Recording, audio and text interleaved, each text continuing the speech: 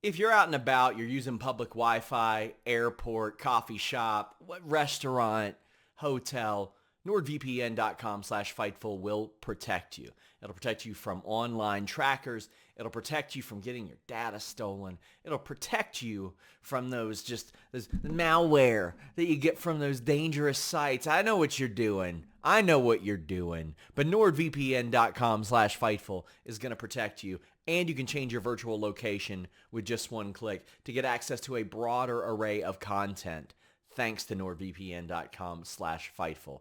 Not just that, it works on all your devices.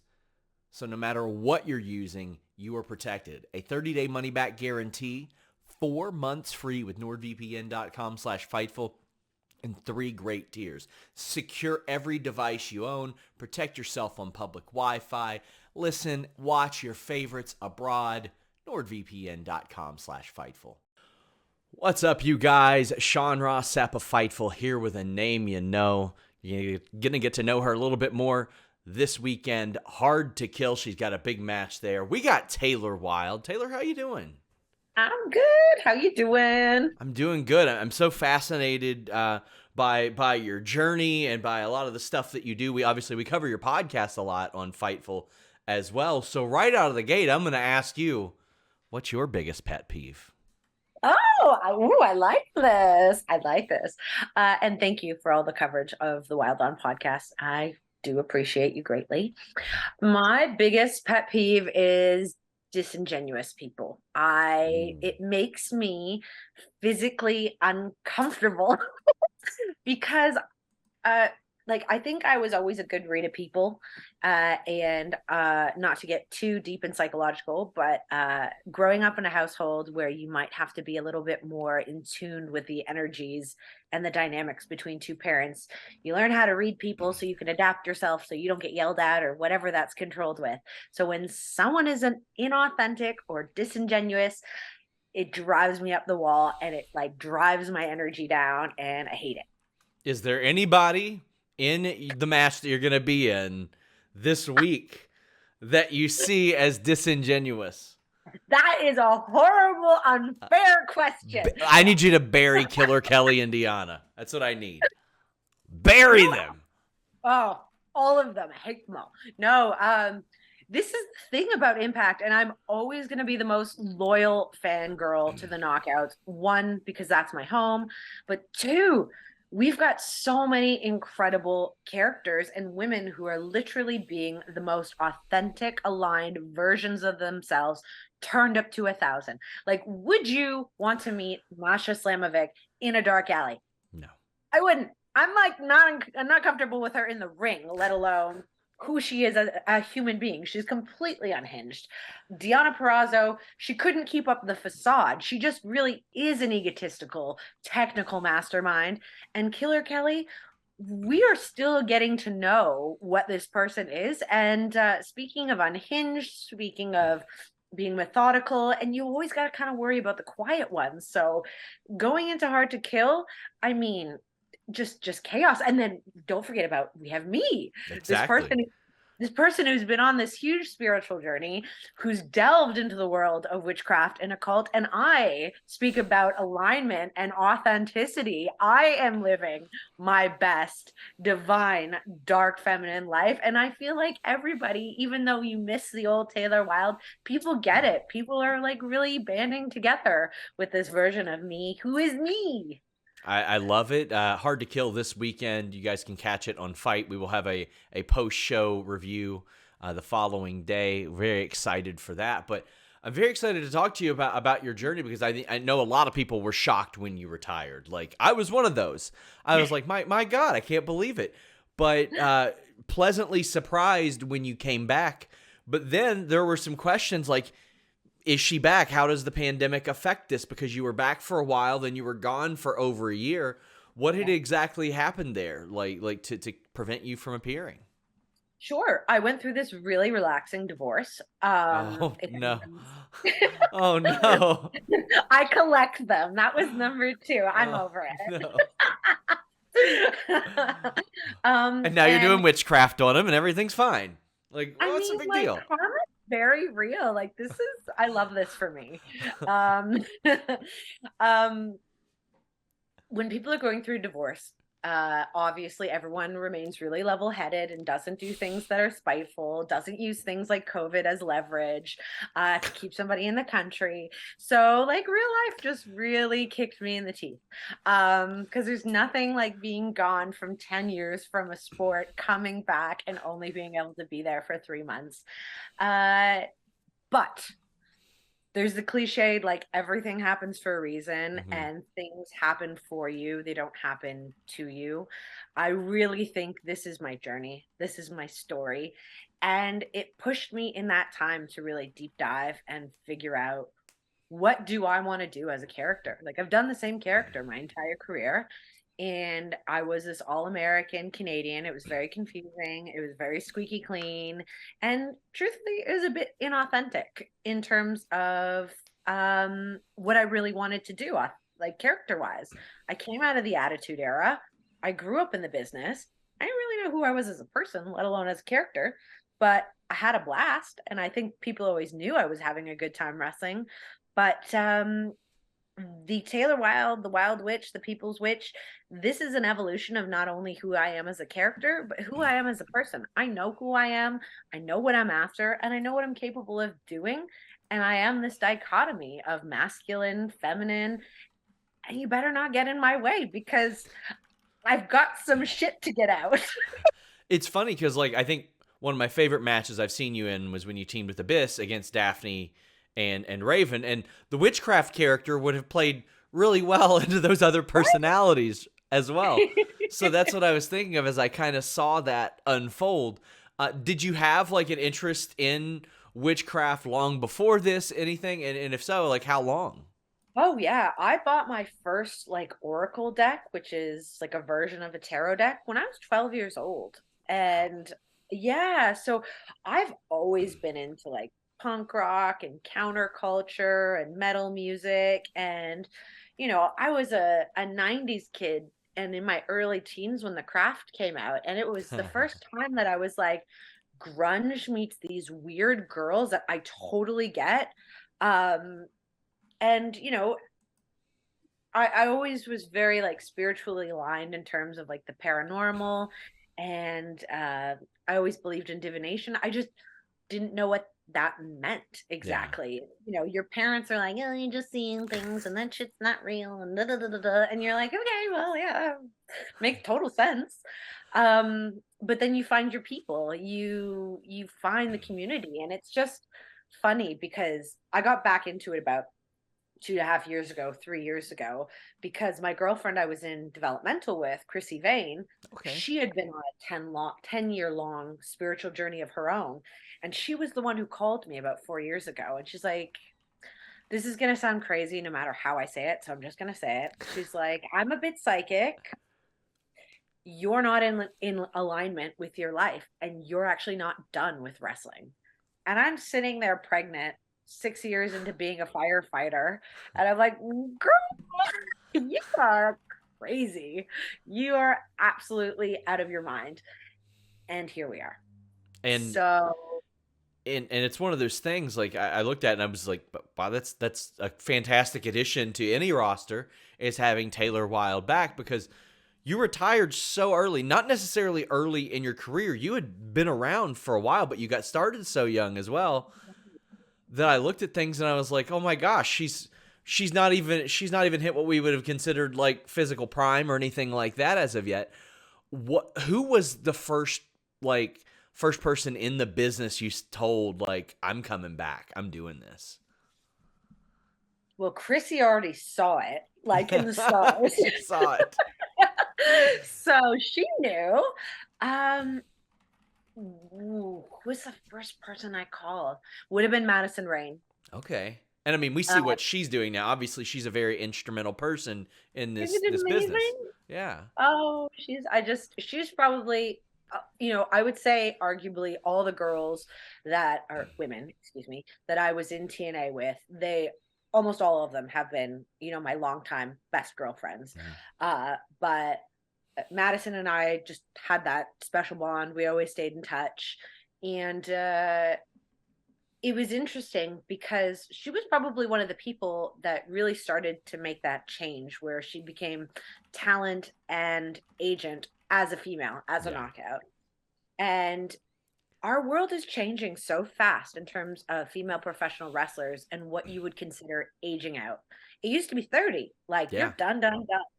Now we're pushing the envelope because we don't have to trade in our families. Like I brought my son to our last tapings and it was the best thing ever because Jet's there and Chrissy and Ryan's son's there and they're all four. It's like it's the most beautiful, like cathartic, full circle moment for me is to have this life that is bizarre and weird and niche, have these people that are my chosen family, and then we're raising our babies together in it, and it's encouraged because of Scott and Impact being the way it was.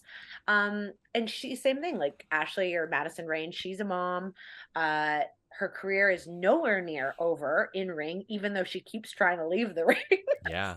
um, It, and it she's also it feels sorry. like right now, sorry to interrupt, but we have more active performers that are mothers than we saw in all the 2000s combined. Like it's commonplace now, and it's really really awesome to see. And it gives me chills with you saying that because that literally, you know, not to be entirely sexist in it, but what really changes for a man who wants to have children? Not a lot, like physically speaking, not only aesthetically but like hormonally nothing changes for you. For women, we go through this like entire gauntlet of hormones, building a child, releasing the child, and then being like, who am I as a mother, who am I as a person? But the fact that we're able to keep it together, and actually I would arguably say that women like remaining in their 30s 40s after having children in professional wrestling are actually in their prime. Like women like Mickey, like she looks more incredible now, more glowy now as a mom, than not that she didn't look the business before, but just it's so different. And like Botox and facials are wonderful things, but a lot, a lot of myself included, I would say like I feel the most sexy version of myself in my late 30s than I ever did in my 20s. And I think it's life experience. It's about knowing who you are and like just not giving as many shits because you're like, I grew a human. What did you do? And you did all this again. You mentioned between becoming a firefighter, which is also not an easy thing to do in life. So like you have people that are like, oh well, maybe she didn't want to take the bumps anymore. She's fighting fires for her day job. Like what made you go towards that as well to be like, I'm done with the bumps. I'm gonna run into Yeah, burning buildings perhaps. mental illness probably. Are you still actively doing that, or have you stepped back with your wrestling? No, 9 years. My 9 years gosh, active. amazing. I'll be writing for Captain in about a year. Hell yeah. I just talked about this, and I'm so inherently my whole life this dichotomy of being feminine and masculine. And your whole life as a young woman growing up in the 80s, 90s, you're like, oh, you're just a tomboy, like you'll grow out of it, whatever. That's not actually a thing. Like you can be both. And I think I've always been a bit of an adrenaline junkie, obviously. And one of the most beautiful things I got to experience with WWE and with TNA years ago is working for Make a Wish Foundation and meeting children that are terminal or at the end of their lives. And I just thought, I'm so fortunate to be able to have this platform and live this life where I give somebody a reprieve and a break from whatever's going on in their lives. But I also have such a part of me that is a first responder, that is a healthcare worker. And it makes me appreciate life so much more. And yeah, I'm just a dude on paper. That's really all it is. I'm interested to learn what active knockout you think would make the best firefighter. Ooh, Jordan Grace. That's immediately in my mind. I was like, listen, she could probably do that. She hauls around dudes all the time, so Totally. I'd want her on my crew, and I'd be like, you know what? I'm gonna stand back and I'm going to look at the big picture. Cause like, I'm also one of those people, and this is what makes a good first responder, is when the building is burning and everyone's running out and screaming and losing their mind, I get real calm. That's how I know I've got serious trauma. And not only that, I mean, like that is such a selfless line of work to get into, like firefighting and all that, because there's not a lot that can go right in those situations, and it is your job to maximize the ability of what can go right. And I think that says a lot about that's the line of the work that you jumped into after this. And I do want to talk a little bit more about your first run in TNA, because I love the Knockouts tag team titles. I thought that was a great idea. I'm so glad that they brought it back. But you and Sarita were trusted as like the first champions of a major wrestling promotion in 20 years. How did that feel for you? There was a lot. No, it was incredible. And again, I've had a lot of these full circle moments, which, there's no coincidences in life. But so, like, Sarita's Canadian. Obviously, she's a Mexican Canadian, which is equally as confusing. She understands what it is to be these two things. But she was the reason I ended up being able to spend a few months living and working in Monterrey, Mexico, back when I was 18.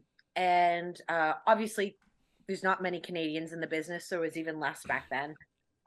We knew of each other. We got real close. We worked together. And then we went our separate ways because she ended up staying in Mexico for quite a few years after. So to be able to work together for this American company on the same continent and then be given this massive opportunity it felt right. With anything that's new, it always has its things that it has to be worked out, and it was a different time in wrestling, but we had a blast. I wish the Knockouts division was a little bit bigger at that time, so we could have done more with the tag run, but there was only so many teams, so I feel like because they didn't maybe like not birth it, they didn't like nurture that division enough, the tag team, it kind of fell flat after time because they just ran out of shit to do. Well, it probably didn't help that at one point they just released one of your partners who was tag team champion. That isn't ideal at that point either. No, but how did you find out about that? Like, how did you find out, like, hey, by the way, your partner's released. We have no idea what we're doing with these belts. I'd been in wrestling long enough that I was just like, okay, this makes no sense to me, but whatever. Just happy to be here. That's kind of the stance I take with life, because that's above my pay grade. And I don't even remember how it was. It was a really long time ago. I don't remember how I was told, but I could pretty much guarantee that I wasn't given much of a heads up, because things like that is wrestling. That's what makes it exciting. Like, things change up until the very last minute. So it was very unfortunate. Yeah, I mean, I remember it happened. Hamada teamed with Kong. Kong got released. I can't remember if it's because she beat up Bubba the Love Sponge, but if so, worth it. Worth it, if so.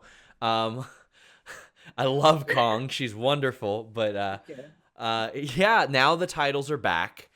Yeah. Is that something that you looked at upon your return? Like, maybe eventually that? And if so, who would your ideal teammate be for that run? I'm here for a good time, not a long time. So give me all the things. Ooh, ideal. Oh my God. I don't know. Like, that's such a difficult question, because I feel like where I am as a character, I'm really just kind of getting started. Sure. So I don't feel like I could choose somebody right now. Honestly, it could be anybody. And right now, the Death Dolls are in quite a run too, and they're freebirding the titles and all that. So you might need two people. Might need two. It's true. Like, I very well feel like I might be in a position to be growing a coven. So I don't know. I just might find some tag partners organically. I don't know. Weird stuff happens in wrestling, right? It does happen in wrestling. I hope some wild stuff happens this weekend. Hard to Kill, as mentioned. Deonna Purrazzo, Killer Kelly, Masha, and yourself. I'm interested, like, how much had you kept up with wrestling before returning? Had you been familiar with any of these women? Because they all kind of emerged on the scene during your absence. Yeah, like I said, I've always kind of stayed in touch with my sisters. I'm so proud of all of them and what they've done, like going from TNA to Impact or to WWE to AEW. Like everyone is doing amazing, and I've got nothing but love and support. But it was really in the past like 5 to 8 years that I did stay more familiar with the sport because I needed a break. When I Hmm. left wrestling, and I like couldn't be bothered. Besides making sure my friends are healthy and happy and all that other stuff. But it was the reason that I got back in when I did because oh my God, the boom and depth of talent in all the women's divisions across the board really stepped up. And I just thought, well, damn, I still got some gas in the tank.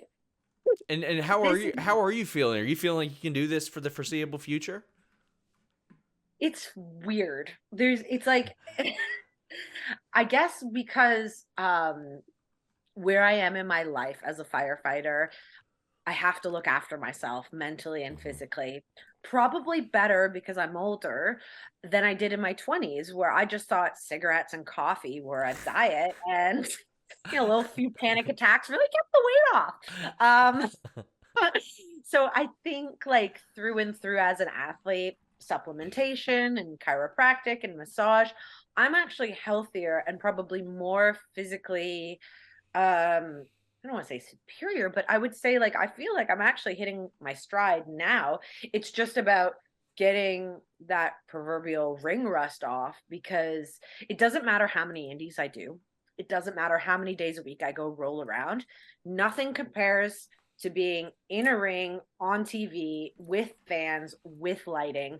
You need to be in that environment. So it's a matter of getting those reps in. Um, and I'm always going to be self-critical because I care. So and I think that's a good thing of a wrestler. You never want to get comfortable because that should be your cue to get the hell out of the way. Yeah, and I was so fascinated by your Yeah. status during that that period off because I was asking Impact all the time. I'm like, "Hey, is she still here?" A lot of people were very excited about her being around, but you were also working indies at that time too. Specifically, I remember Jody Threat, one of my favorite indie workers out there. You were working against her. Like, was that something that you had kind of avoided? I think you had mentioned at one point, like, "Hey, I'm still with Impact technically." But Yeah. how did that work as far as like your deal went? Did it like freeze or did it just kind of roll over? I don't know logistically how much I could probably speak on it, but Sure. and like legally speaking, but like I was still under contract. It was literally just the fact that real life can get in the way of your profession. And because I've been such a long-standing member with the company and because it is a family, we're just making it work. And Mhm. I knew during that time I wasn't done. And Impact knew that. And that doing the indies was me staying sharp and me also trying to be like, okay, like let's shake shit up. Like let's figure out something new. Let's rewrite my story. And again, as horrible as it was, when you crack, that's when the light comes in. And I think this was what had to happen for me to have this kind of like second coming, my resurrection of the wild fish.